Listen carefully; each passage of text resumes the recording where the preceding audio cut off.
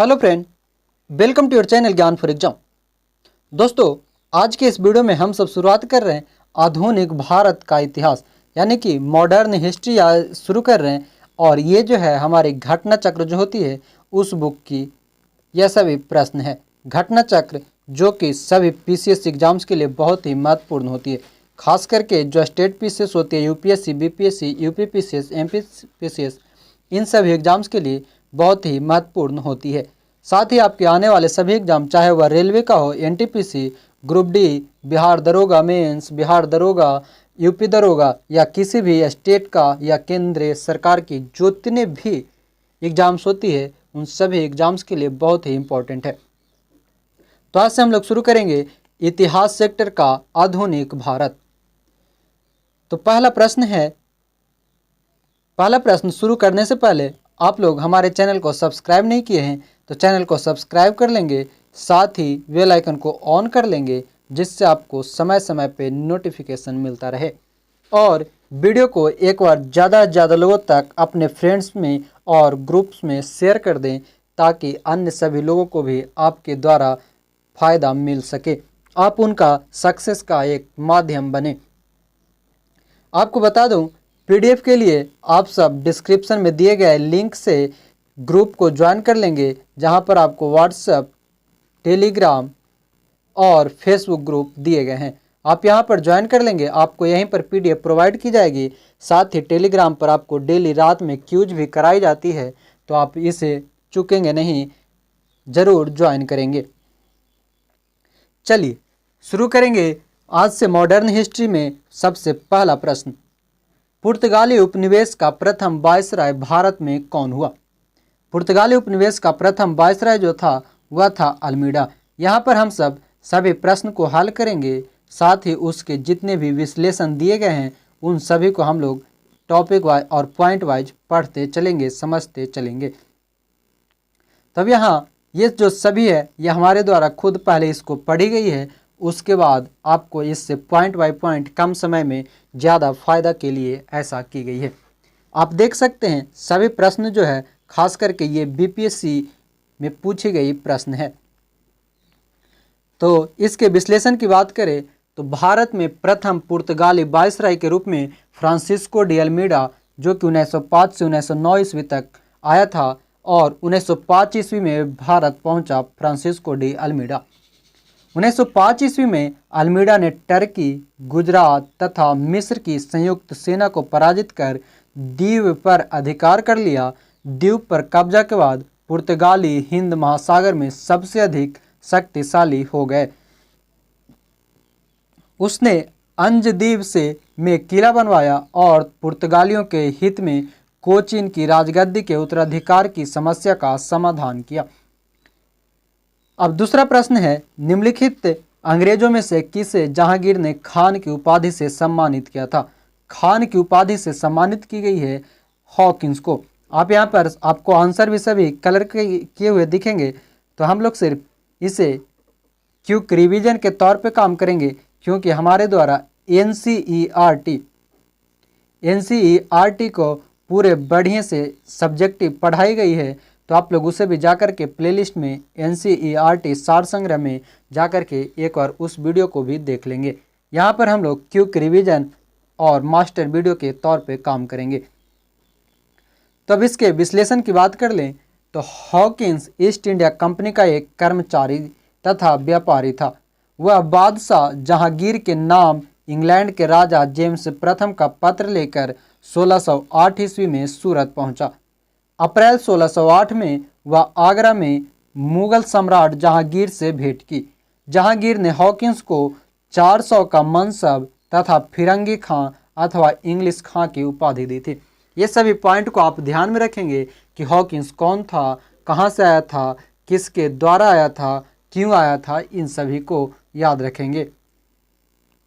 अब दूसरा प्रश्न है, भारत में 1612 ईस्वी में अंग्रेजों ने अपनी पहली फैक्ट्री कहाँ स्थापित की थी? अंग्रेजों ने 1612 ईस्वी में अपनी पहली फैक्ट्री स्थापित की थी सूरत में।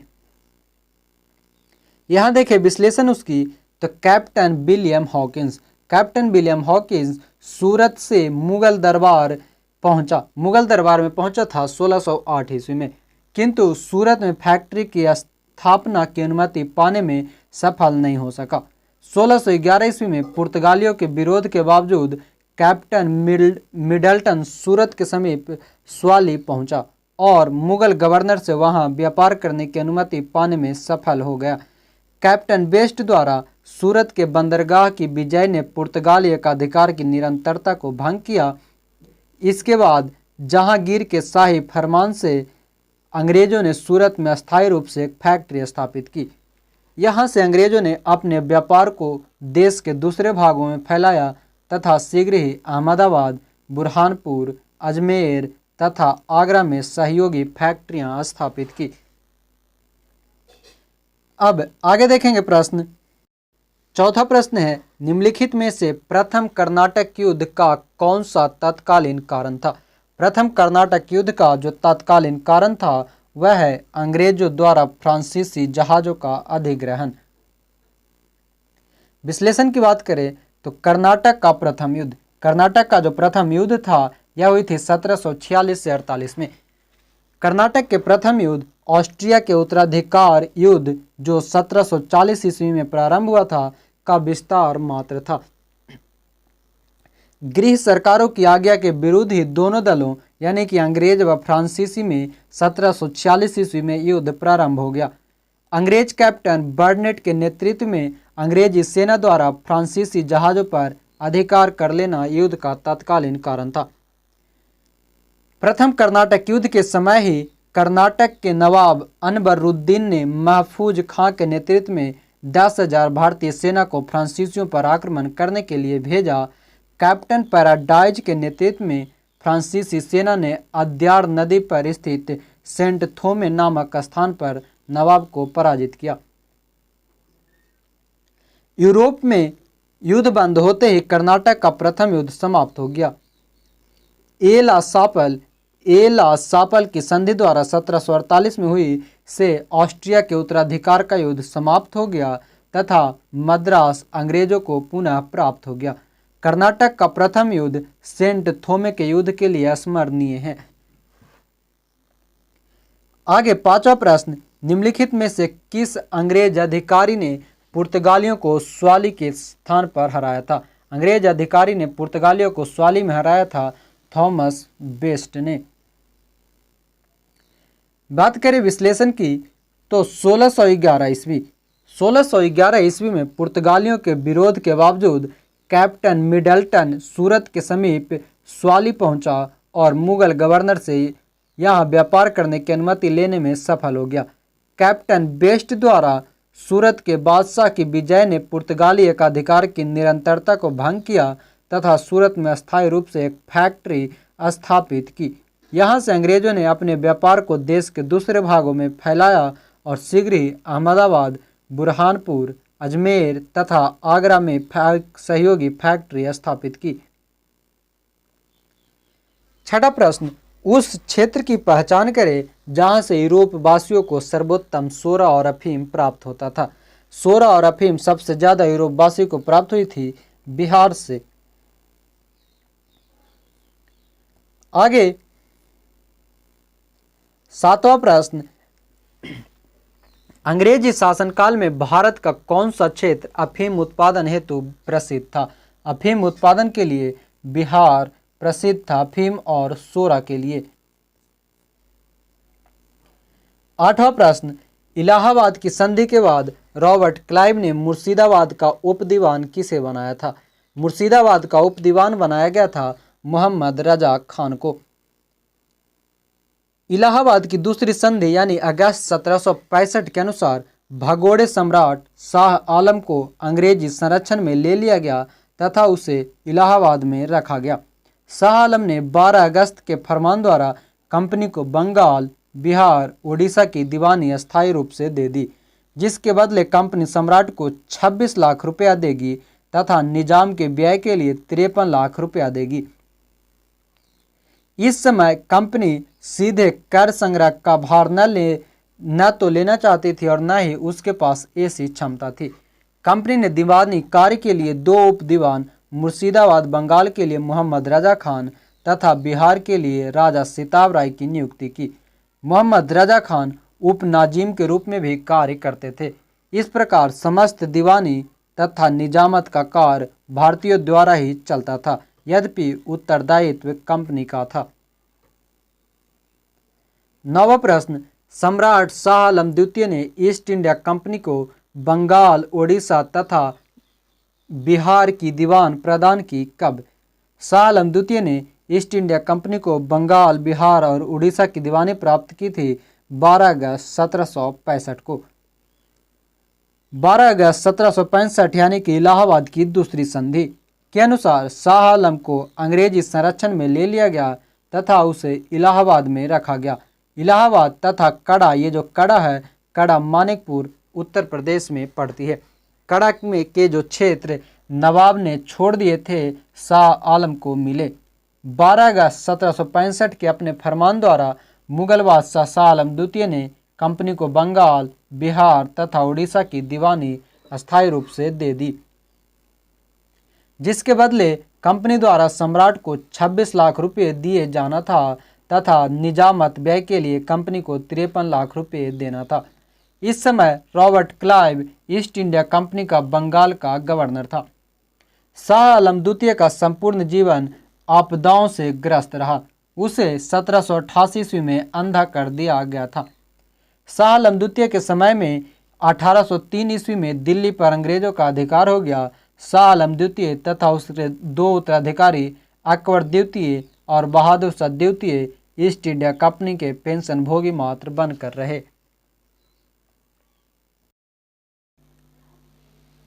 आगे जो है 10वां प्रश्न, वह है मुगल बादशाह बहादुर शाह जफर के बारे में कहा जाता था कि उसके साम्राज्य की सीमा थी। यह जो प्रश्न है थोड़ा विवादित है, तो इस कारण हम इसे समझेंगे विश्लेषण में। बहादुर शाह जफर के बारे में नहीं, बल्कि जो है मुगल शासक शाह आलम द्वितीय के बारे में फारसी में कहा गया है। यह कहावत कि सल्तनत ए शाह आलम अज दिल्ली ता पालम, अर्थात शाह आलम के काल में मुगल साम्राज्य सिकुड़ते सिमटते दिल्ली के लाल किले से पालम गौ तक पहुंच गया था। आगे देखेंगे 11 नंबर, रंजीत सिंह ने सुप्रसिद्ध कोहिनूर हीरा प्राप्त किया था शाह शुजा से। जो रंजीत सिंह था वह पंजाब अहमद शाह अब्दाली के साम्राज्य का भाग था। उस समय 1773 ईस्वी में जब उसकी मृत्यु हुई तब मुल्तान, कश्मीर और छोटे छोटे भाग को छोड़कर शेष अन्य सभी सिख मिसल का अधिकार हो गया था। जो ये मिसल था उसमें रंजीत सिंह ने अपनी दृढ़ शक्ति के अनुसार इसमें मिलाया था। 1800 ईस्वी में अहमद शाह अब्दाली का जो पौत्र था, यानी कि जो पोता बोलते हैं, वह शाह शुजा काबुल की गद्दी पर बैठा था। उसके बाद जो उसका भाई था शाह महमूद, उसने सरदारों फतेह खां और दोस्त मोहम्मद खां की सहायता से 1809 ईस्वी में उसे विस्थापित कर दिया तथा स्वयं कश्मीर और पेशावर पर अधिकार कर लिया था। इसी अवसर पर शाह शुजा ने काबुल का राज प्राप्त करने के लिए रंजीत सिंह से सहायता मांगी और उन्हें कोह-ए-नूर यानी कि कोहिनूर हीरा भेंट किया था शाह शुजा ने। 12वां प्रश्न, टीपू सुल्तान ने अपनी राजधानी बनाई थी श्रीरंगपट्टनम में। यह जो है टीपू सुल्तान की राजधानी थी श्रीरंगपट्टनम में और यहाँ पर इसने जैकोबिन क्लब की स्थापना की थी और उसका सदस्य बना था। जो टीपू सुल्तान था उसने अपनी राजधानी को फ्रांस और मैसूर के मैत्री का प्रतीक के स्वतंत्रता का वृक्ष भी रोपा था। आगे 13वां प्रश्न, अंग्रेजों ने श्रीरंगपट्टनम की संधि किसके साथ की थी? श्रीरंगपट्टनम की संधि जो थी यह हुई थी टीपू सुल्तान के साथ। तृतीय आंग्ल मैसूर युद्ध जो कि 1790 से 1992 के बीच में हुई थी, उस समय श्रीरंगपट्टनम की संधि हुई थी। श्रीरंगपट्टनम की संधि मार्च 1792 ईस्वी में हुआ और इस संधि में अंग्रेजों की ओर से लॉर्ड कॉर्नवालिस तथा मैसूर से टीपू सुल्तान शामिल हुए थे। इस युद्ध में जो था टीपू को अपने देश का लगभग आधा भाग अंग्रेज तथा उनके साथियों को देना पड़ गया था। श्रीरंगपट्टनम की संधि में यह शामिल था कि जब टीपू जब तक 3 करोड़ रुपए नहीं देंगे तब तक उसके 2 पुत्र अंग्रेजों के कब्जे में रहेंगे। तब कॉर्नवालिस ने इस संधि के बाद एक टिप्पणी की थी, हमने अपने शत्रु को प्रभावशाली ढंग से पंगु बना दिया है तथा साथियों को भी शक्तिशाली नहीं बनने दिया। यह कथन था लॉर्ड कॉर्नवालिस का। आगे 14वां प्रश्न, द्वैध शासन का जनक किसे माना जाता है? द्वैध शासन का जो जनक है वह है सर लियोनिल कार्टिस। इसे जो है सर लियोनिल कार्टिस को द्वैध शासक का जनक माना जाता है और भारत सरकार अधिनियम 1919 द्वारा प्रांतों में दोहरी शासन प्रणाली आरंभ की थी। वही अगर जो केंद्र में द्वैध शासन लागू की गई थी वह भारत शासन अधिनियम 1935 के द्वारा लगाई गई थी। प्रांतों में दोहरी शासन में 2 भागों में बांटा गया था, एक था आरक्षित क्षेत्र और एक था हस्तांतरित क्षेत्र। 15वां प्रश्न, भारत में प्रथम रेलवे लाइन किस ब्रिटिश गवर्नर के समय बिछाई गई थी? रेलवे लाइन बिछाई गई थी लॉर्ड डलहौजी के समय। रेल, डाक और ताल यानी कि रेलवे, पोस्ट ऑफिस की जो व्यवस्था थी और ये सभी बिछाई गई थी लॉर्ड डलहौजी के शासनकाल में।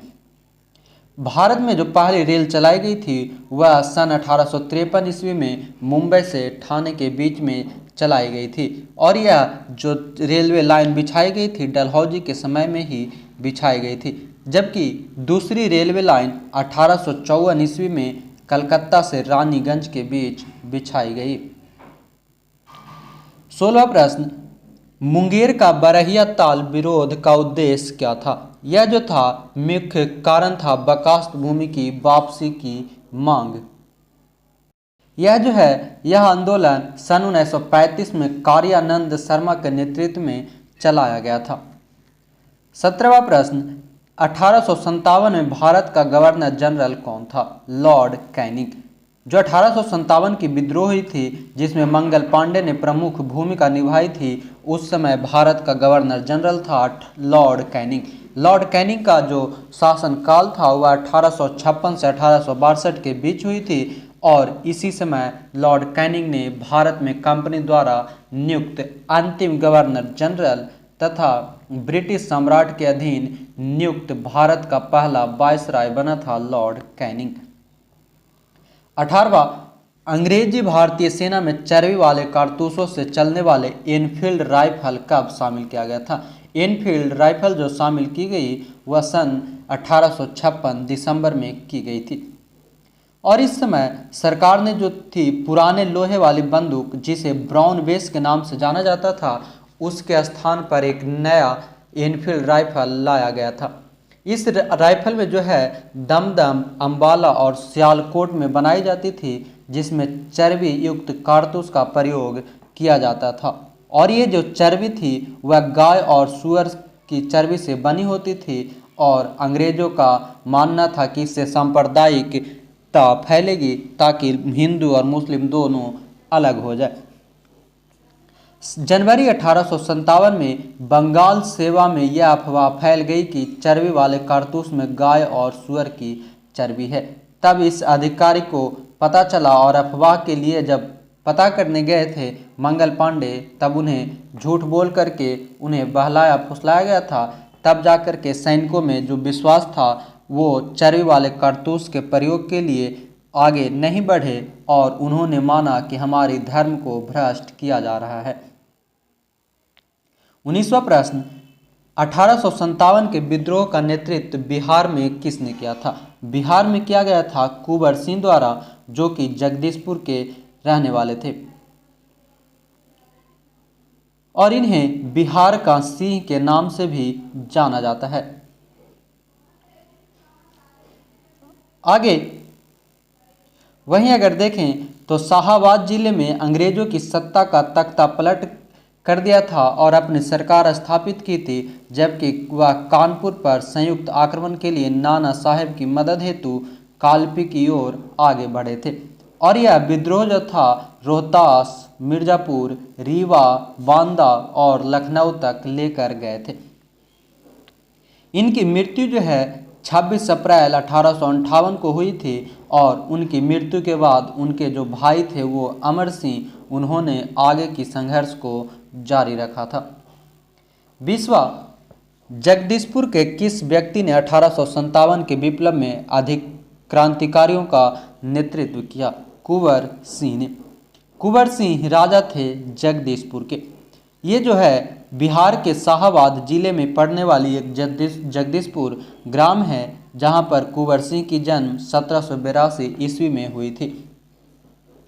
1782 में जन्मे कुंवर सिंह ने जगदीशपुर की जमींदारी संभाली थी। जगदीशपुर में से उन्होंने 1857 के विद्रोह का नेतृत्व किया था और 26 अप्रैल 1858 को उनकी मृत्यु हो गई थी। इन्हें बिहार का सिंह भी कहा जाता है। 22वां, कुंवर सिंह अंग्रेजों के खिलाफ 1857 के विद्रोह में किस जगह शामिल हुए थे? आरा में। 25 जुलाई 1857 को जब दानापुर में सैनिकों की 3 रेजिमेंटों ने विद्रोह कर दिया तो 26 जुलाई को ये सैनिक आरा पहुंचे। यहाँ कुंवर सिंह ने इनका नेतृत्व किया और आगे बढ़ा। 23 नंबर, पटना के 1857 के स्वतंत्रता संग्राम के नेता थे। राजपूत कुंवर सिंह। जो पटना बिहार में जगदीशपुर के जमींदार कुंवर सिंह थे, उन्होंने वहां नेतृत्व किया था। 24वां प्रश्न, 1857 के विद्रोह का बिहार में 15 जुलाई 1857 से 20 जनवरी 1858 तक केंद्र था जगदीशपुर आरा बिहार में। बिहार के जो विद्रोह का पटना डिवीजन था के कमिश्नर विलियम टेलर और बंगाल के गोलदाज फौज के मेजर विंसेंट आयर द्वारा दबा दिया गया था। 25वां, जगदीशपुर के राजा थे कुंवर सिंह। 26 नंबर, कुंवर सिंह ने 1857 के विद्रोह का नेतृत्व किस प्रांत से किया था? बिहार से। और ये जो इनके द्वारा चलाई गई विद्रोह थी वह पटना के साथ साथ दानापुर, छोटा नागपुर, रांची, पलामू आदि कई जगहों पर फैल गई थी। 27 नंबर, 1857 के विद्रोह का नेतृत्व बिहार में कुंवर सिंह द्वारा की गई थी। 28वां, निम्नलिखित में से कौन 1857 के विद्रोह में अंग्रेजों का सबसे कट्टर दुश्मन था? अंग्रेजों का सबसे कट्टर दुश्मन इनमें मौलवी अहमदुल्ला शाह थे। मौलवी अहमदुल्ला शाह ने फैजाबाद में विद्रोह को अपना नेतृत्व प्रदान किया और ये अंग्रेजों के सबसे कट्टर दुश्मन भी थे। और यह मौलवी अहमदुल्ला शाह मूलतः रहने वाले थे तमिलनाडु में ऑरकट के। आगे जो मौलवी थे इनकी गिरफ्तारी के लिए ब्रिटिश सरकार ने 50,000 रुपये का इनाम भी रखा था। 29वां, 1857 के विद्रोह को किस उर्दू कवि ने लिखा था? मिर्जा गालिब ने। मिर्जा गालिब जो थे यह दिल्ली के रहने वाले थे। 30 नंबर प्रश्न, निम्न में से कौन सा ईस्ट इंडिया कंपनी के सिपाहियों को विद्रोही बनाने का कारण नहीं था? तो ये कारण जो नहीं था वह है अधिकारियों की अक्षमता। अन्य सभी देखें तो ईसाई धर्म फैलाने के लिए कंपनी के अधिकारियों के प्रयास, जहाज पर यात्रा करने के लिए सिपाहियों को आदेश। अंग्रेज अधिकारियों की अक्षमता ईस्ट इंडिया कंपनी के सिपाहियों को विद्रोह बनाने का कारण नहीं था। इन्हीं अधिकारियों की योग्यता के बल पर अंग्रेजी हुकूमत ने लगभग 90 वर्षों में पूरे भारत पर कब्जा कर लिया था। 31 नंबर, निम्नलिखित वर्गों में किसने 1857 के विद्रोह में भाग नहीं लिया? जो भाग नहीं लिए थे वह है साहूकार और जमींदार ने। 1857 का जो विद्रोह था बहुत बड़े क्षेत्र में फैला हुआ था और इसे जनता का व्यापक समर्थन प्राप्त हुई थी। भारतीय राजवाड़ों के अधिकांश शासक तथा बड़े जमींदार पक्के स्वार्थी तथा अंग्रेजों की शक्ति से भयभीत थे और विद्रोह में शामिल नहीं हुए थे। जबकि इसके विपरीत ग्वालियर के सिंधिया, इंदौर के होलकर, हैदराबाद के निजाम, जोधपुर के राजा, भोपाल के नवाब, पटियाला, नाभा और जींद के सिख शासक तथा पंजाब के दूसरे सिख सरदार कश्मीर के महाराज दूसरे अनेक सरदारों ने इस विद्रोह को कुचलने में अंग्रेजों की सक्रिय सहायता की थी। उसी समय लॉर्ड कैनिंग ने एक टिप्पणी की थी कि इन शासकों ने तूफान के आगे बांध की तरह काम किया, वरना यह तूफान एक ही लहर में हमें बहा ले जाता। आगे 32 नंबर, निम्नलिखित में से कौन सा कथन सही है? जो निम्न कथन है इनमें सही कथन है 1857 में दरभंगा, डुमराव और इटावा के महाराजाओं और उनके साथी जमींदारों ने आदमी तथा पैसे से अंग्रेजों की मदद की थी। 33 नंबर, 1857 के विद्रोह से बिहार का कौन सा भाग अप्रभावित रहा था? जो अप्रभावित था वह है केवल मुंगेर, अन्य सभी दानापुर, आरा, पटना, मुजफ्फरपुर इन सभी में प्रभाव देखने को मिली थी। 34 नंबर, 1857 का विद्रोह लखनऊ में किसके नेतृत्व में आगे बढ़ा था? बेगम ऑफ अवध के। जो अवध का विद्रोह था वह प्रारंभ हुई 30 मई 1857 को और यहाँ विद्रोह का नेतृत्व की थी बेगम हजरत महल ने और उस समय अपने अल्पवयस्क पुत्र बिरजिस कादिर को नवाब घोषित किया था। मार्च 1858 में कैंपबेल ने यहाँ के विद्रोह को समाप्त कर लखनऊ पर पुनः कब्जा कर लिया था और बेगम हजरत महल ने आत्मसमर्पण करने से इनकार कर दिया और वह भाग करके नेपाल चली गई थी। 35 नंबर, 1857 का विद्रोह मुख्यतः किस कारण से असफल रहा? तो कारण था किसी समान योजना और केंद्रीय संगठन की कमी। 36 नंबर है विचार कीजिए। कथन है 1857 में प्रथम स्वतंत्रता संग्राम ब्रिटिश सरकार से स्वतंत्रता प्राप्त करने में असफल रहा और कारण है बहादुर शाह जफर के नेतृत्व को जनसहयोग नहीं मिला था और अधिकांश महत्वपूर्ण रियासतों के शासक उनका साथ देने से कतरा गए। इनमें जो सही कथन है वह है ए और आर दोनों सही है और आर व्याख्या करता है ए का। आगे 37 नंबर, महारानी विक्टोरिया ने भारतीय प्रशासन को ब्रिटिश ताज के नियंत्रण में लेने की घोषणा कब की थी? 1 नवंबर 1858 को। 1858 की क्रांति के 57 की क्रांति के दमन के बाद 1 नवंबर 1858 को महारानी विक्टोरिया ने भारतीय प्रशासन को ब्रिटिश ताज के नियंत्रण में लेने की घोषणा की थी और इसी घोषणा के बाद जो था भारत में कंपनी के शासन को समाप्त करके सीधे ब्रिटिश क्राउन के अधीन कर दिया गया था और एक भारत मंत्री या सचिव तथा 15 सदस्यों वाली इंडियन काउंसिल की स्थापना की गई थी। ध्यान रखेंगे इंडियन काउंसिल की जो स्थापना की गई थी वह 1958 में की गई थी और उस समय तत्कालीन गवर्नर जनरल था लॉर्ड कैनिंग को भारत का प्रथम वायसराय बनाया गया था। 38 नंबर, 1857 के विद्रोह के बाद ब्रिटिश सरकार ने सिपाहियों का प्रांत जो था गोरखा, सिख तथा पंजाबी उत्तर प्रदेश से चयन की गई थी। 39, निम्नलिखित में से किसने 1857 के विद्रोह को एक षड्यंत्र की संज्ञा दी थी? सर जेम्स ऑटरम एवं डब्ल्यू टेलर ने। सर जेम्स ऑटरम और डब्ल्यू टेलर ने 1857 के विद्रोह को हिंदू मुस्लिम षड्यंत्र का परिणाम बताया था। ऑटरम का विचार था कि यह मुस्लिम षड्यंत्र था जिसमें हिंदू शिकायतों का लाभ उठाया जाए। जॉन लॉरेंस और सीले के अनुसार यह केवल सैनिक विद्रोह था। वही सर जॉन सीले के अनुसार 1857 का विद्रोह एक पूर्णतया देशभक्त सही रहित और स्वार्थी सैनिक विद्रोह था। एक सैनिक विद्रोह था जिसमें न कोई स्थानीय नेतृत्व भी था और न ही इसे सर्वसाधारण का समर्थन प्राप्त था। उसके अनुसार यह एक संस्थापित सरकार के विरुद्ध भारतीय सेना का विद्रोह था। 40 नंबर, निम्नलिखित में कौन सा आयोग 1857 के विद्रोह दमन के बाद भारतीय फौज के नव संगठन से संबंधित है?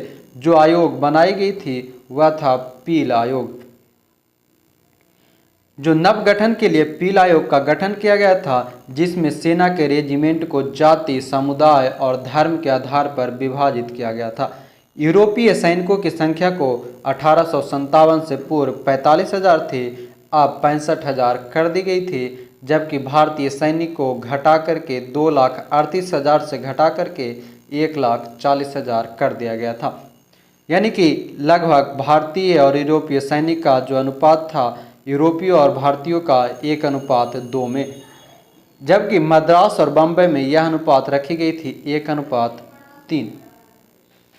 41 नंबर, नील विद्रोह किसके बारे में था?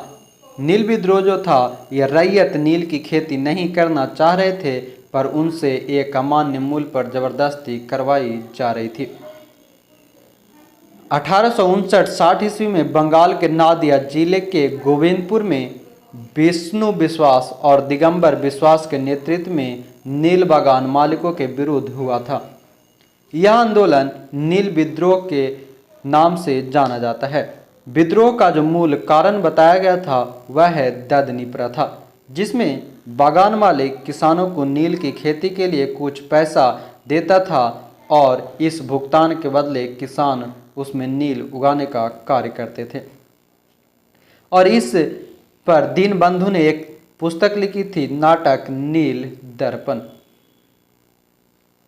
42 नंबर, नील कृषकों की दुर्दशा पर लिखी गई पुस्तक नील दर्पण के लेखक हैं दीनबंधु मित्र। 43, पागल पंथ की स्थापना किसने की थी? करम शाह ने। पागल पंथ जो था एक अर्ध धार्मिक संप्रदाय था, जिसे उत्तरी बंगाल के करम शाह ने चलाया था। करम शाह का पुत्र तथा उत्तराधिकारी टीपू हुए, जो धार्मिक तथा राजनैतिक उद्देश्यों से प्रेरित था। उसने जमींदारों के द्वारा मुजारों पर किए गए अत्याचारों के विरुद्ध आंदोलन किया था। 1825 ईस्वी में टीपू ने शेरपुर पर अधिकार कर लिया तथा राजा बन बैठा था। वह इतना शक्तिशाली हो गया कि स्वतंत्र सत्ता का प्रयोग करने लगा और प्रशासन को चलाने लगा था। 44वां, फराजी कौन थे? फराजी जो है हाजी शरीयतुल्लाह के अनुयायी थे। फराजी लोग बंगाल के फरीदपुर के हाजी शरीयतुल्लाह द्वारा चलाए गए संप्रदाय के अनुयायी थे और ये लोग अनेक धार्मिक, सामाजिक तथा राजनैतिक आमूल परिवर्तनों का प्रतिपादन करते थे। शरीयतुल्लाह के पुत्र थे दादू मियाँ, जो बंगाल से अंग्रेजों को निकालने की योजना बनाई थी। यह विद्रोह 1838 से 1860 ईस्वी के दौरान चलता रहा और अंत में इस संप्रदाय के अनुयायी बहावी दल में सम्मिलित हो गए। 45 नंबर, फैरजी आंदोलन की शुरुआत किसने की थी? हाजी शरीयतुल्लाह ने। 46 नंबर, कूका आंदोलन को किसने संगठित किया था? गुरु राम सिंह ने। कूका आंदोलन जो था वह बहावी आंदोलन के समान ही मिलता जुलता था और दोनों जो है धार्मिक आंदोलन के रूप में आरंभ हुई, किंतु बाद में वह राजनीतिक आंदोलन में बदल गया था, जिसका सामान्य उद्देश्य बना अंग्रेजों को देश से बाहर निकालना। पश्चिमी पंजाब में कूका आंदोलन की शुरुआत 1840 ईस्वी में भगत जवाहरमल द्वारा की गई थी, जिन्हें मुख्यतः सियान साहब के नाम से भी पुकारा जाता था। गुरु राम सिंह ने कूका आंदोलन को संगठित किया तथा जुझारू बनाया था। नेता राम सिंह को रंगून निर्वासित कर दी गई थी, जहां उनकी मृत्यु जो था 1885 ईस्वी में हो गई। 47 नंबर, 1875 के दक्कन के दंगों का तत्कालीन कारण था महाजनों के द्वारा ऊंची ब्याज पर। 1857 का जो दक्कन विद्रोह था उसके प्रमुख कारण है महाजनों द्वारा ऊंची ब्याज दर और कृषकों का अस्थायी रूप से कर्जदार होना। भू राजस्व की ऊंची ब्याज दर, कृषकों की अशिक्षा और गरीबी के कारण उनके खेत, घर आदि को गिरवी रखकर ऋण पर उसने हस्ताक्षर करवाया और न्याय व्यवस्था की जटिल एवं खर्चीली प्रणाली के कारण किसानों का अपने हितों की रक्षा करने में विफलता प्राप्त हुई थी। भूमि के मूल्यों में गिरावट के कारण साहूकार ऋण की वसूली में शीघ्रता करने लगे। इस तरह महाजनों के द्वारा ऊंची ब्याज दर पर वसूली दक्कन विद्रोह का तत्कालीन कारण बन गई। 48 नंबर, महाराष्ट्र में रामोसी कृषक जत्था किसने स्थापित की थी? वासुदेव बलवंत फड़के ने। वासुदेव बलवंत फड़के ने बम्बई प्रेसिडेंसी में रामोसी जनजाति के लोगों को संगठित किया था। इन्हें काला पानी की सजा दी गई थी और 1883 ईस्वी में आमरण अनशन से उनकी मृत्यु हो गई। 49 नंबर, रामोसी विद्रोह सही रूप से पश्चिमी घाट के इलाकों में हुआ था। पश्चिमी घाट में रामोसी विद्रोह जो था वह रामोसी जाति के द्वारा 1822 ईस्वी में की गई थी, जिसके नेता सरदार चित्तूर सिंह थे। रामोसियों ने सतारा के आसपास के क्षेत्र को लूटा और किलों पर भी आक्रमण किया था। उसी समय 1825 से 26 के बीच में एक भयंकर अकाल हुई और उसमें उमा जी के नेतृत्व में यह विद्रोह पुनः प्रारंभ की गई। 50 नंबर, बघेरा विद्रोह कहाँ हुआ था? बड़ौदा में। बघेरा विद्रोह जो था वह 1818 ईस्वी में अंग्रेज सरकार के विरुद्ध किया गया था। बघेरा विद्रोह मुख्य रूप से बड़ौदा में हुई थी। बड़ौदा के जो गायकवाड़ थे उन्होंने अंग्रेजी सेना की सहायता से बेघरों से अधिक कर एकत्र करने का प्रयत्न किया। 1818 से 19 ईस्वी के मध्य अंग्रेजी प्रदेश पर भी आक्रमण किया और यह विद्रोह 1820 ईस्वी के आसपास समाप्त हो गया। तो फ्रेंड्स, इस वीडियो को आज हम यहीं पे रखते हैं। नेक्स्ट पार्ट जल्द ही आएगी दूसरा, जिसमें हम लोग इससे कंप्लीट करेंगे। आप लोग हमें बताएंगे वीडियो कैसे लगे और ये जो हाईलाइट की गई है वह सही है या गलत। जो लोग अभी तक हमारे साथ नहीं जुड़े हैं वो चैनल को सब्सक्राइब कर लें और बेल आइकन को ऑन करके हमारे साथ जुड़ जाएं। पीडीएफ के लिए डिस्क्रिप्शन में दिए गए लिंक से आप पीडीएफ को डाउनलोड कर लेंगे, जहां पर व्हाट्सएप, टेलीग्राम और फेसबुक ग्रुप की लिंक दी गई है। इसी उम्मीद के साथ जय हिंद, धन्यवाद। शेयर, कमेंट्स जरूर कर दें। पीडीएफ के लिए डिस्क्रिप्शन में दिए गए लिंक से ग्रुप को ज्वाइन करेंगे, वहीं पर आपको पीडीएफ डेली दी जाती है। तो आज का हमारा पहला प्रश्न है यानी 51 नंबर, मानव बलि प्रथा का निषेध करने के कारण अंग्रेजों के विरुद्ध विद्रोह करने वाली जनजाति का नाम है खोंड जनजाति। ये सभी प्रश्न जो है प्रीवियस ईयर बीपीएससी में पूछी गई स्पेशल प्रश्न है। देखिए इसके विश्लेषण की, तो खोंड जनजाति के लोग तमिलनाडु से लेकर बंगाल और मध्य भारत तक फैले विस्तृत पहाड़ी क्षेत्रों में रहते थे और पहाड़ी क्षेत्र होने के कारण वे वस्तुतः स्वतंत्र थे। इन्होंने 1837 से 1856 ईस्वी तक अंग्रेजों के विरुद्ध विद्रोह किया। इस आंदोलन का नेतृत्व युवा राजा के नाम पर चक्र बिसोई ने किया। विद्रोह का मुख्य कारण ब्रिटिश सरकार द्वारा मानव बलि यानी कि मरीहा को प्रतिबंधित करने के प्रयास था। अंग्रेजों द्वारा नए करों का करारोपण और अनेक क्षेत्रों में जमींदार तथा साहूकारों के प्रवेश से संबंधित था, जिसके कारण आदिवासियों को अनेक कष्टों का सामना करना पड़ा। अंग्रेजों ने एक मरीहा एजेंसी गठित की जिसके विरुद्ध खोंडों ने विद्रोह किया, परंतु 1855 ईस्वी में चक्र बिसोई लुप्त हो गया, जिसके बाद यह आंदोलन समाप्त हो गई। 52 नंबर प्रश्न, छोटा नागपुर जनजाति विद्रोह कब हुआ था? छोटा नागपुर जनजाति विद्रोह जो हुई थी यह एक विवादित प्रश्न है, तो इसे डिटेल में जानते हैं। छोटा नागपुर जनजाति विद्रोह के नाम से कोई विद्रोह नहीं हुआ है, फिर भी इस क्षेत्र में हुए विद्रोह की एक लंबी श्रृंखला है जिसे अलग अलग नामों से जाना जाता है। दिए गए विकल्प में कोई भी तिथि किसी भी विद्रोह का सही समय नहीं है। यहाँ पर जो विकल्प दी गई है वो किसी भी विद्रोह का नहीं है। इस क्षेत्र में जो हुआ था कोल विद्रोह 1831 से 36 में, संथाल 1855 से 56 ईस्वी तथा मुंडा विद्रोह 1899 ईस्वी में हुई है। 53 नंबर, 1855 ईस्वी में संथालों ने किस अंग्रेज कमांडर को हराया था? मेजर बारो को। 1855 ईस्वी में संथालों ने भागलपुर क्षेत्र के भोगनाडीह ताल्लुक में विद्रोह कर दिया था, जिसका नेतृत्व सिंधो, कान्हो, चांद और भैरव ने किया था। संथाल विद्रोह को दबाने के लिए मेजर बारो के नेतृत्व में एक सेना भेजी गई, जिसे संथालों ने हरा दिया था, जिसे पीरपैंती के युद्ध भी कहा जाता है।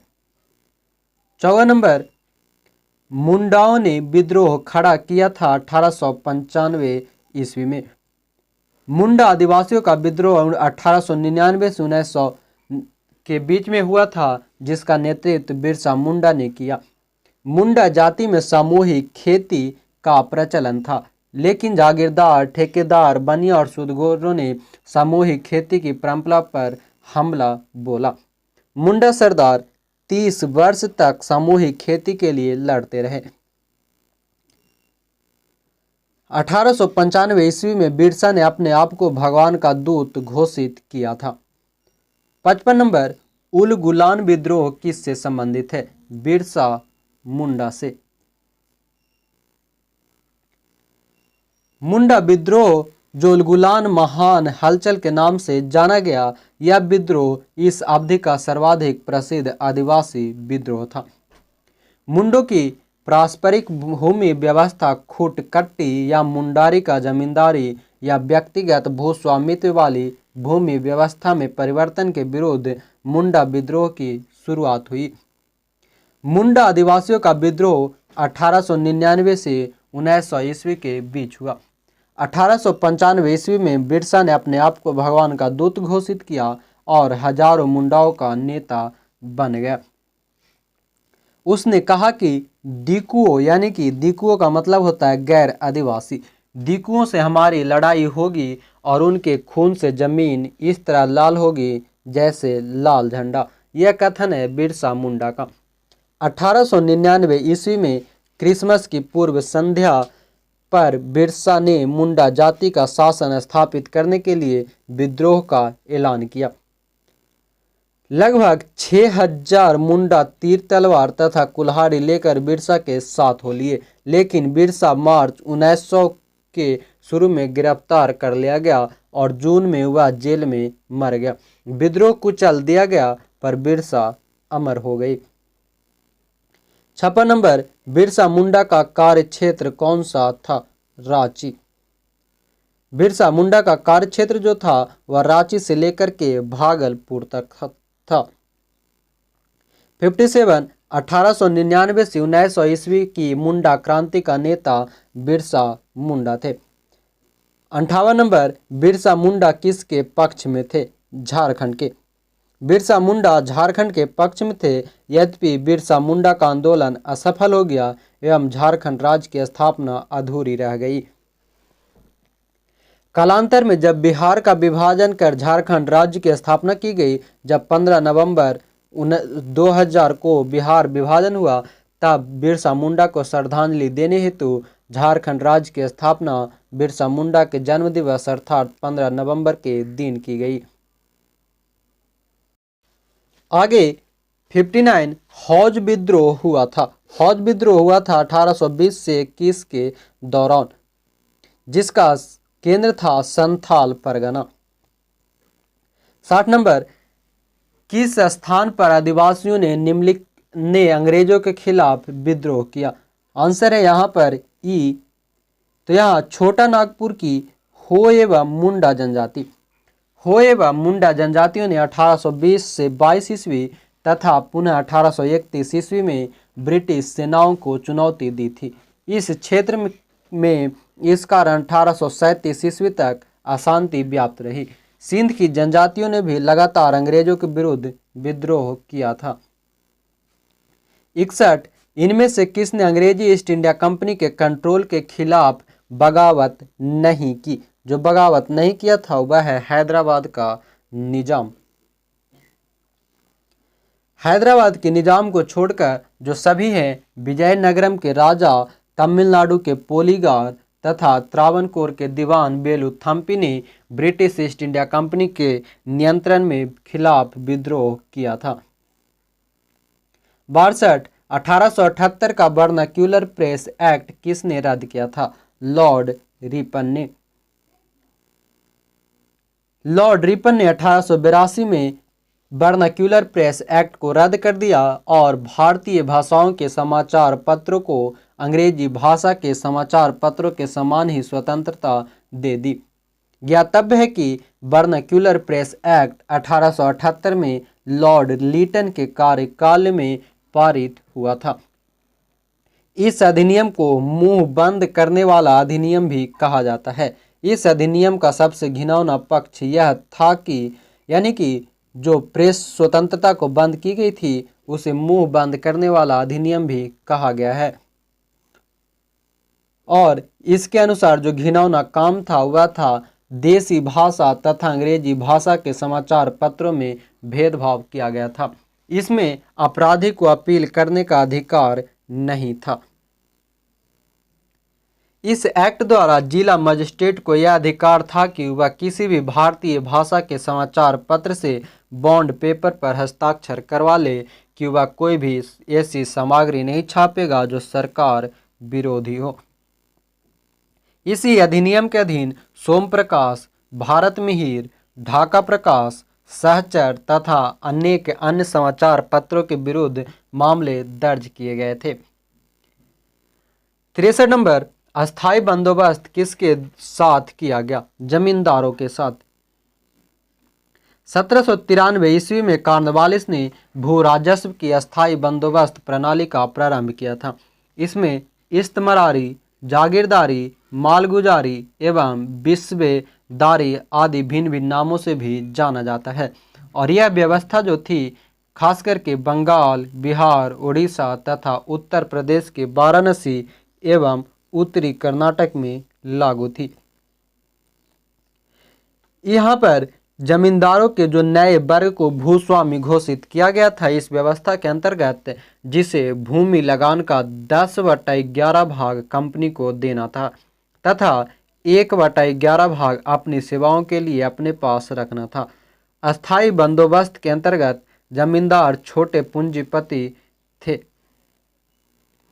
64 बिहार में परमानेंट सेटलमेंट लागू करने का कारण था जमींदारों के लिए जमीन पर वंश परंपरागत अधिकार को स्वेच्छा से हस्तांतरित करने का अधिकार।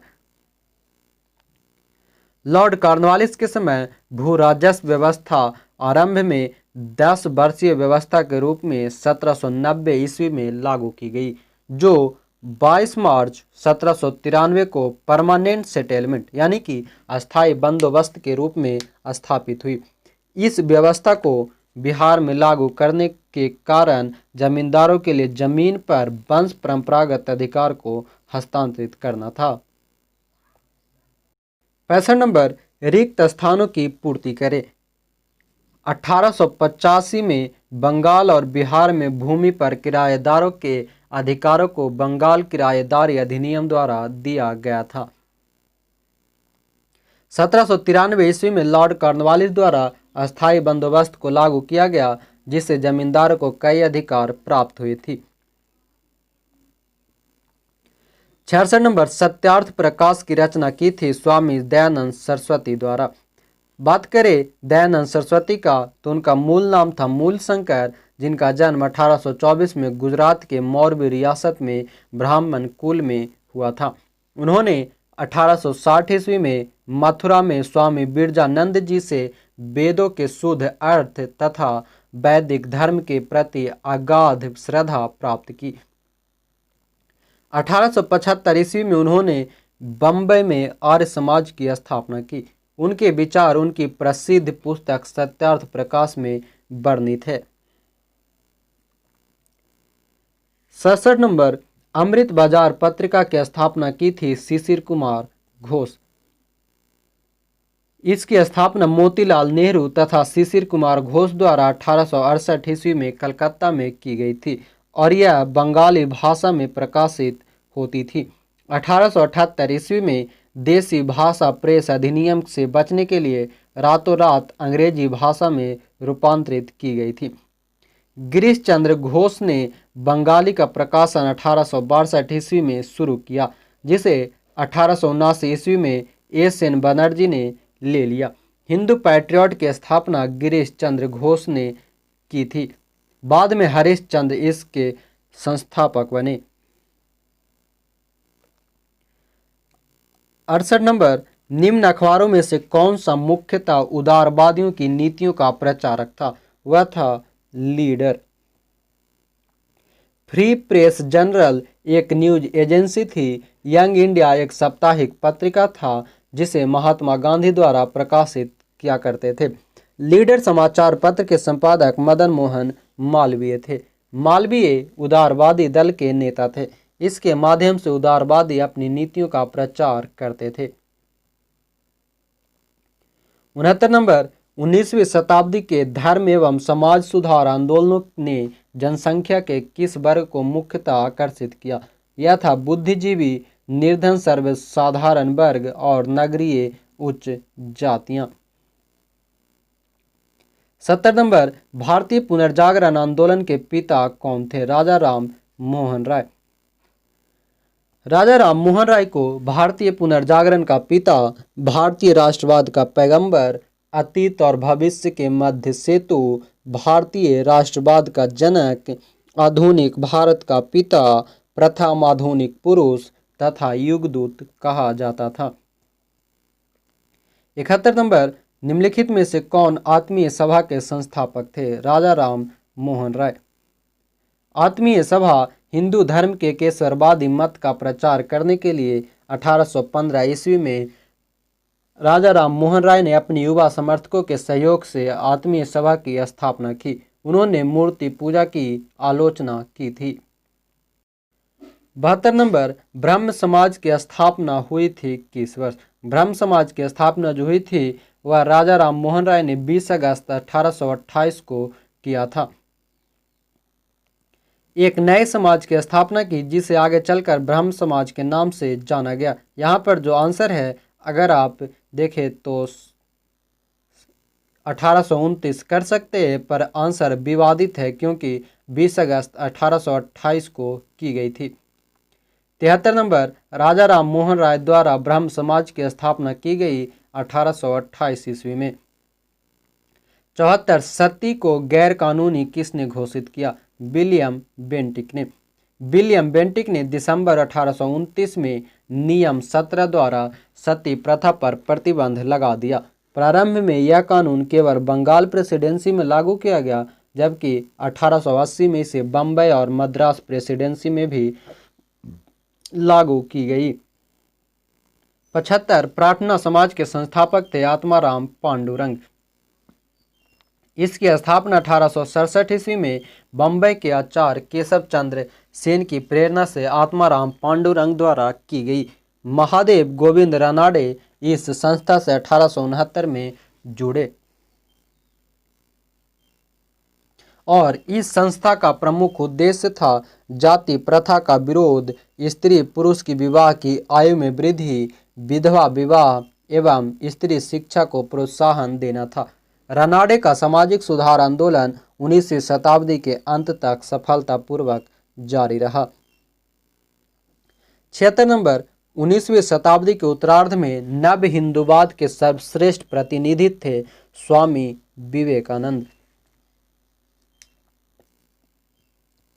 स्वामी विवेकानंद ने 1897 ईस्वी में रामकृष्ण मिशन की स्थापना अपने गुरु की स्मृति में किया था। उन्होंने इस शिक्षा का साधारण भाषा में वर्णन किया और स्वामी विवेकानंद इस नवीन हिंदू धर्म नियो हिंदुइज्म के प्रचारक के रूप में उभरे। 1893 ईस्वी में वे शिकागो गए, जहां उन्होंने पार्लियामेंट ऑफ रिलीजन में अपना सुप्रसिद्ध भाषण दिया था। सुभाष चंद्र बोस ने उनके बारे में कहा था कि जहां तक बंगाल का संबंध है, हम विवेकानंद को आधुनिक राष्ट्रीय आंदोलन का आध्यात्मिक पिता कह सकते हैं। 77, स्वामी विवेकानंद ने रामकृष्ण मिशन की स्थापना 1897 में किया था। स्वामी विवेकानंद का बचपन का नाम था नरेंद्र नाथ दत्त। 78 नंबर, दयानंद सरस्वती द्वारा स्थापित है आर्य समाज। दयानंद सरस्वती जो जिनका मूल नाम मूल शंकर था ने 1875 ईस्वी में बम्बई में आर्य समाज की स्थापना की थी, जिसका मुख्य उद्देश्य प्राचीन वैदिक धर्म की शुद्ध रूप से पुनः स्थापना था। 1877 ईस्वी में आर्य समाज का मुख्यालय लाहौर में स्थापित किया गया।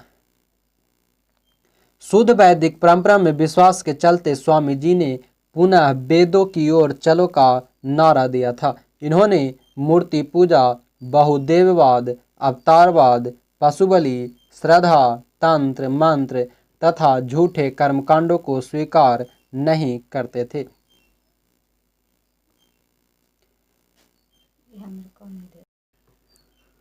उनासी नंबर, किसने 1873 में सत्य शोधक समाज की स्थापना की? ज्योतिबा फूले ने। 1873 में सत्य शोधक समाज की स्थापना ज्योतिबा फूले ने किया, जिनका जन्म 1827 में एक माली घर में हुआ था। इन्होंने शक्तिशाली गैर ब्राह्मण आंदोलन का संचालन किया। इनकी पुस्तक है गुलामगिरी एवं अपने संगठन सत्य शोधक समाज के बारे में लिखा है। 80 नंबर, थियोसोफिकल सोसाइटी की स्थापना की थी मैडम HP ब्लावेट्स्की। मैडम ब्लावेट्स्की जो थी वह एक रूसी महिला थी और अमेरिकी सैनिक अधिकारी कर्नल अल्कॉट विलियम कॉन जन जज एवं अन्य द्वारा 1875 ईस्वी में न्यूयॉर्क में की गई थी, जिसका मुख्य उद्देश्य था प्राचीन हिंदू धर्म में लोगों के आत्मविश्वास को जगाना और बढ़ाना तथा धर्म को समाज सेवा का मुख्य आधार बनाना था।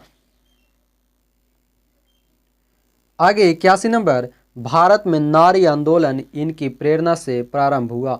ज्योतिबा फूले के। आधुनिक भारत में महिला आंदोलन की प्रेरणा स्रोत रमाबाई रानाडे रही है। महादेव गोविंद रानाडे की पत्नी श्रीमती रमाबाई ने सेवा सदन नामक संगठन की स्थापना की थी।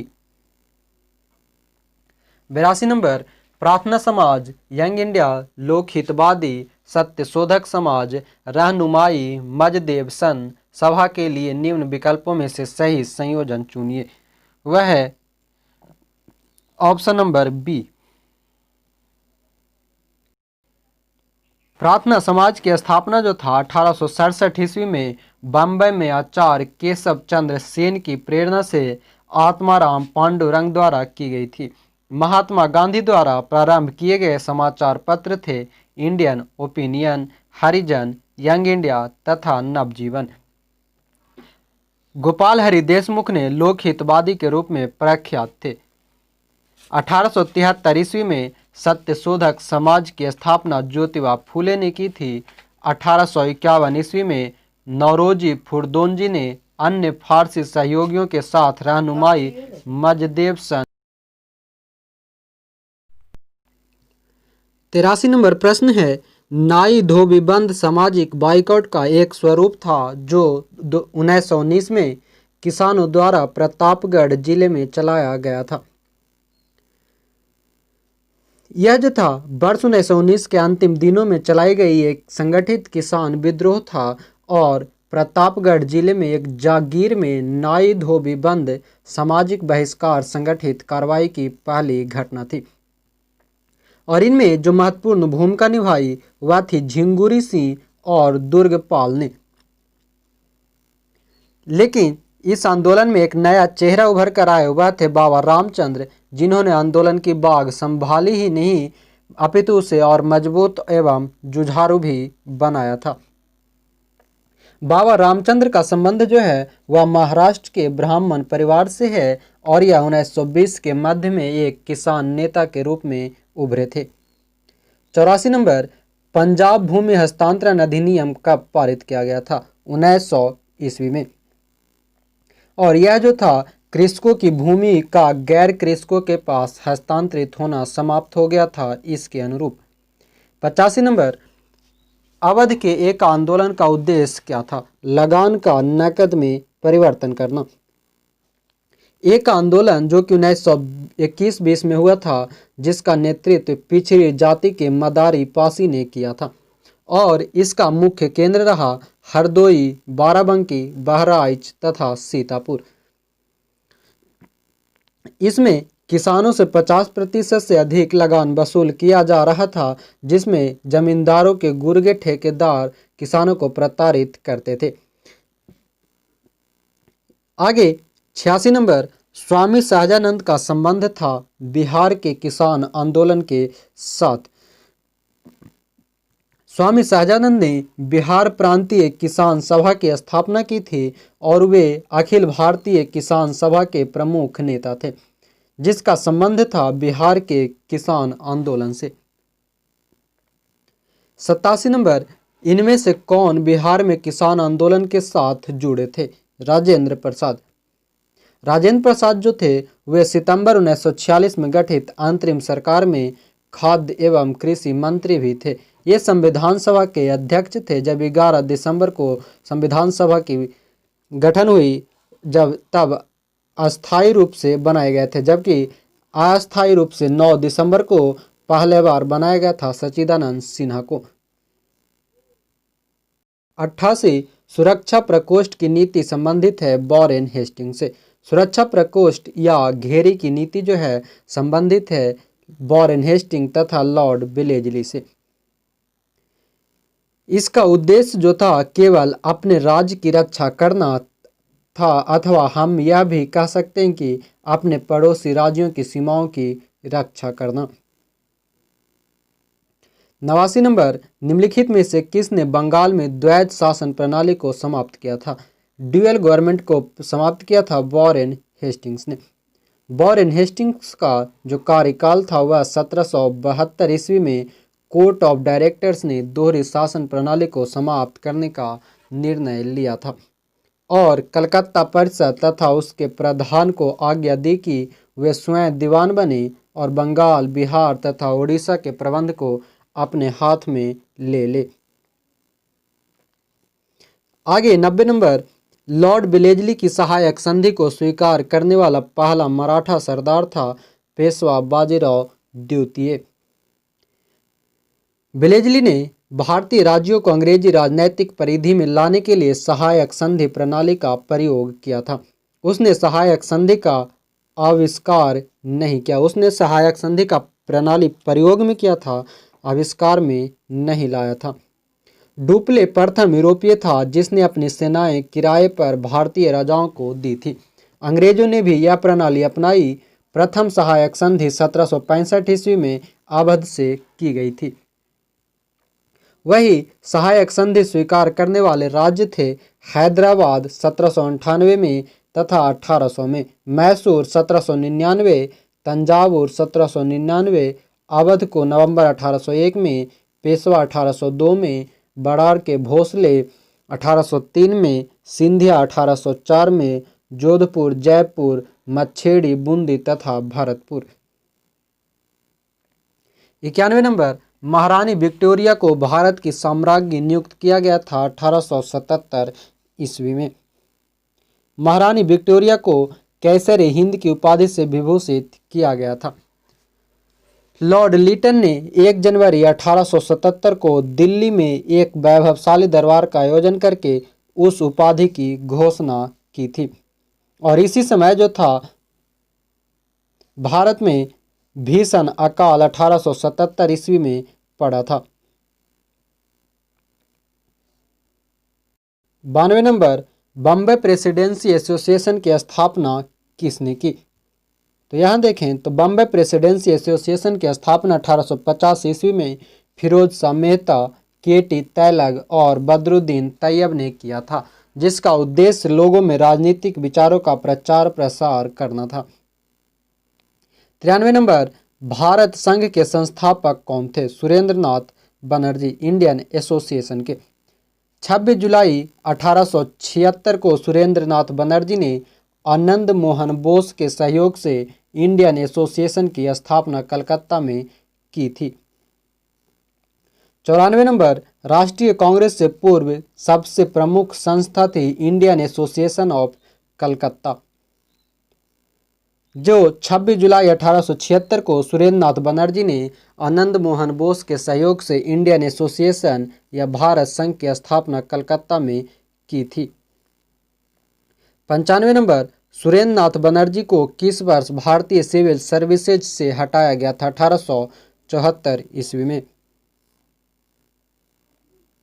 और सुरेंद्र नाथ बनर्जी द्वितीय भारतीय थे जिन्होंने ICS परीक्षा उत्तीर्ण की थी।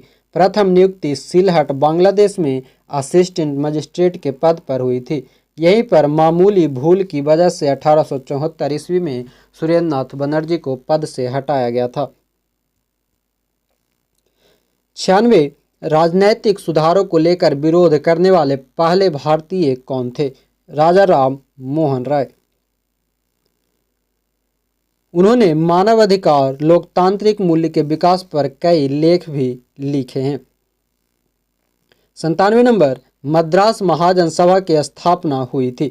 मद्रास महाजन सभा की स्थापना 1884 ईस्वी में बी राघवाचारी, जी सुब्रमण्यम तथा पी आनंद चारुल के द्वारा की गई थी। 98, भारतीय राष्ट्रीय कांग्रेस के प्रथम अधिवेशन में कुल 72 प्रतिनिधि ने भाग लिया था। भारतीय राष्ट्रीय कांग्रेस की जो स्थापना हुई थी A.O. ह्यूम द्वारा 1885 ईस्वी में हुए थे, जो कि एक अंग्रेज अधिकारी थे। इसका पहला अधिवेशन 28 दिसंबर 1885 को बम्बई स्थित गोकुलदास तेजपाल संस्कृत विद्यालय में हुई थी, जहां पर 72 प्रतिनिधियों ने भाग लिया था। वही कांग्रेस के पहले अधिवेशन की अध्यक्षता व्योमेश चंद्र बनर्जी ने की थी और इसका महासचिव थे A.O. ह्यूम। 99, भारतीय राष्ट्रीय कांग्रेस की स्थापना 1885 ईस्वी में हुई थी। आगे 100 नंबर, भारतीय राष्ट्रीय कांग्रेस की स्थापना की थी A.O. ह्यूम ने। A.O. ह्यूम का पूरा नाम है एलन ऑक्टेवियन ह्यूम और इन्होंने 1884 ईस्वी में भारतीय राष्ट्रीय संघ की स्थापना की, जो कि भारतीय राष्ट्रीय कांग्रेस का अग्रदूत था। आगे 101 नंबर, भारतीय राष्ट्रीय कांग्रेस के संस्थापक थे एक असैनिक सेवक। 102 नंबर, भारतीय राष्ट्रीय कांग्रेस का प्रथम अधिवेशन कहाँ हुआ था? मुंबई में। भारतीय राष्ट्रीय कांग्रेस का जो प्रथम अधिवेशन हुई थी 28 दिसंबर 1885 को बम्बई में तेजपाल संस्कृत विद्यालय में हुई थी, जहां पर 72 प्रतिभागियों ने भाग लिया और 38 प्रतिनिधि बम्बई महाप्रांत के, 21 मद्रास से, 3 बंगाल से, 7 उत्तर प्रदेश एवं अवध से और 3 पंजाब से शामिल हुए थे। कांग्रेस के प्रथम अधिवेशन की अध्यक्षता व्योमेश चंद्र बनर्जी ने किया, जबकि उसके सचिव थे A.O. ह्यूम। तो ये थे हमारा BPSC घटना चक्र का पूरे 100 प्रश्न से ज़्यादा। उम्मीद है आप लोगों को वीडियो पसंद आए होंगे। जो लोग हमारे साथ नहीं जुड़े हैं वो चैनल को सब्सक्राइब कर लें और बेल आइकन को ऑन कर लें, ताकि आने वाले सभी वीडियोज का अपडेट आपको समय पे मिलता रहे। जाते जाते वीडियो को एक बार शेयर, लाइक, कमेंट्स करके जाएंगे और PDF के लिए आप लोग डिस्क्रिप्शन में दिए गए लिंक से ग्रुप को ज़रूर ज्वाइन करेंगे। इसी उम्मीद के साथ जय हिंद, धन्यवाद।